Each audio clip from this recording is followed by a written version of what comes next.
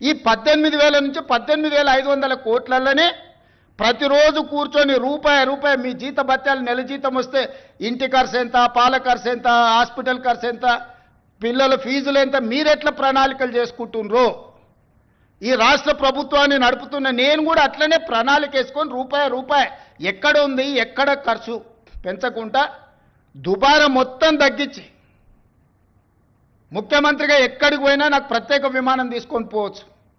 ప్రత్యేక విమానం కాదు కదా, మామూలు విమానంలో కూడా ఎకానమీ టికెట్ కొనుక్కొని పోతున్నా. విదేశాలు పోతే కూడా ఫస్ట్ క్లాస్ ఏది కావాలన్నా ముఖ్యమంత్రికి ఆ హోదా ఉంటుంది. నేను ఆ టికెట్లు కూడా కొనుక్కోవడం లేదు, చాలా నార్మల్ సామాన్య ప్రయాణికులతో నేను ప్రయాణం చేస్తున్నా. ప్రతి దగ్గర మా ఖర్చులను తగ్గించుకొని నియంత్రించుకొని నేను ఎవరికి చెప్పలే ఈరోజు వరకు. ఎందుకు చెప్పలేదంటే అదేదో చెప్పుకుంటే గొప్పలాగా ఉంటే బాధ్యతగా భావించి దుబారా తగ్గించి ప్రజలకు చేయగలిగింది చేసి ప్రభుత్వ ఉద్యోగస్తులకు మొదటి తారీఖు నాడు జీతం ఇవ్వకపోతే ఆ కుటుంబాలు ఎట్లా నడుస్తాయని నేను ముఖ్యమంత్రి పదవి చేపట్టిన నాటి నుంచి రామకృష్ణారావు ఏది ఏమైనా అక్కడ సూర్యుడు ఇక్కడ మొలిచినా మొదటి తారీఖు నాడు మన ఉద్యోగస్తులకు జీతాలు ఇవ్వాలని ఈ 16 నెలలు మీకు జీతాలు ఇచ్చిన మీరే కదా ప్రత్యక్ష సాక్షి. గతంలో మీకు ఏం కావాలన్నా విడతల వారిగా మీ జీతాలు వచ్చేది. మరి ఇవాళ మీకోసం పనిచేస్తున్నా, ప్రజల కోసం పనిచేస్తున్నా, మీరు వేరు, మీరు మేము అందరం కలిస్తేనే ప్రభుత్వం. నేను స్పష్టంగా ఉద్యోగ సంఘాల నాయకులకు చెప్పదలుచుకున్నా, మీరు వేరే మేము వేరే కాదు. మీరు మేము కలిసి 99% ప్రజలకు మంచి చేయడం కోసం మనం ఇక్కడ ఉన్నాము. మనం సమరం చేయడానికి ఇక్కడ లేం. ప్రజల మీద యుద్ధం చేసిన వాళ్ళు ఎవరు బాగుపడ్డోళ్ళు లేరు. ప్రజలు ఊరుకుంటారా? ప్రజల మీద యుద్ధం చేస్తే ఎవరి మీద యుద్ధం చేస్తారు? ఈ 9 లక్షల మంది ప్రభుత్వ ఉద్యోగులు అందరూ కలిస్తే మీరు మేము అందరం కలిస్తేనే ప్రభుత్వం. మనందరం కలిసి పనిచేస్తేనే పేదలకు మేలు జరుగుద్ది. రాజకీయ నాయకులు రాజకీయ పార్టీల చేతుల్లో పావులుగా మారకండి అని చెప్పి నేను ప్రభుత్వ ఉద్యోగ సంఘాల నాయకులకు విజ్ఞప్తి చేస్తున్నా.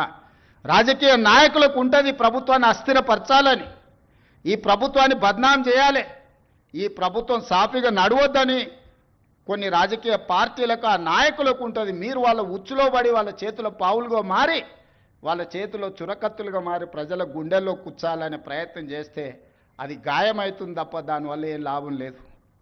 నన్ను కోసినా కూడా 18,500 కోట్ల రూపాయల కంటే ఎక్కువ ఆదాయం లేదు. ఏం చేస్తారా నన్ను చెప్పురు ఉద్యోగ సంఘాల నాయకులను అడుగుతున్నా, ఏం చేస్తారు? నన్ను కోసుకుంటే తింటారా? వండుకొని తింటారా? ఏం చేస్తారు? లేదు, ఉన్నదే 18,500 కోట్లు. ఎట్లా వంచుదామో చెప్పండి. ఏది ఆపమంటారో చెప్పండి. వృద్ధాప్య పెన్షన్లు ఆపమంటారా?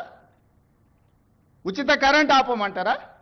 షాదీ ముబారక్ ఆపమంటారా? ఏ ఆపమంటారో చెప్పండి. ఏది ఆపుతారో ప్రజలకు చెప్పండి. అయ్యా మీది ఆపేసి మేము బోనసులు తీసుకుంటాం, మేము జీతాలు పెంచుకుంటాం, మేము అన్నీ మేము దినంగా మిగిలితేనే మీకు ఇస్తాం రైతు ప్రజలకు చెప్తా అంటే చెప్పండి. బహిరంగ సభ ఏర్పాటు చేద్దాం, 10 లక్షల మందిని తెస్తా. ఉద్యోగ సంఘాల నాయకులు మాట్లాడండి, మేము ఈ చిట్టి ఇచ్చిన ముఖ్యమంత్రికి దీని ప్రకారం పరిపాలన జరుగుతుంది అనేది ఇదొక మార్గం. లేదంటే 100 రూపాయలు ఉన్న పెట్రోల్ 200 చేద్దామా చెప్పురి.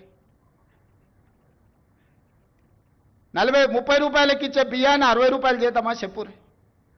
పప్పు, ఉప్పు, చింతపండు, బెల్లం ధరలు 2 చేద్దామా చెప్పురి.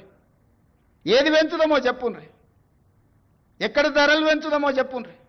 ధరలు పెంచకుండా ఉన్న పథకాలను ఆపకుండా కొత్త కోరికలు నెరవేరవు. కొత్త కోరికలు కోరుకొని మనము నిరసనలో, ధర్నాలో, దీక్షలో, బందో చేస్తే ఉన్న వ్యవస్థ కూడా కుప్పగూలుతుంది. ఉన్నది కుప్పగూల్చుకుంటే ఇంకా మళ్ళీ తిరిగి తేరుకోవడానికి కూడా ఇంకేం లేదు. ఇంకో దివాలా రాష్ట్రంగా మనం మారుతాము. ఇవాళ మీరు సమరాలు చేస్తే శాంతి భద్రతలు దెబ్బతింటే పెట్టుబడులు ఆగిపోతాయి. పెట్టుబడులు ఆగిపోతే నిరుద్యోగ యువకులకు ఉద్యోగ అవకాశాలు దొరకవు. విద్యా వ్యవస్థ, విద్యా సంవత్సరం వృధా అయిపోద్ది ప్రభుత్వ ఉద్యోగస్తులు సహకరించకపోతే. నేను ఒక్కరిని ఏం చేయగలను? రామకృష్ణారావు లేకపోతే డీజీపీ ఏం చేయగలరు? మేము మిమ్మల్ని కొట్టం తిట్టం, ఉన్నది ప్రజలకు వివరిస్తాం. మిత్రులారా, ఉద్యోగ సంఘాల నాయకులనే విజ్ఞప్తి చేస్తున్నా. నాకేమున్నది? నేను ₹1 ఇంటికి తీసుకుపోను. నేను మిగతాలా కాదు, నాకేం అవసరం లేదు.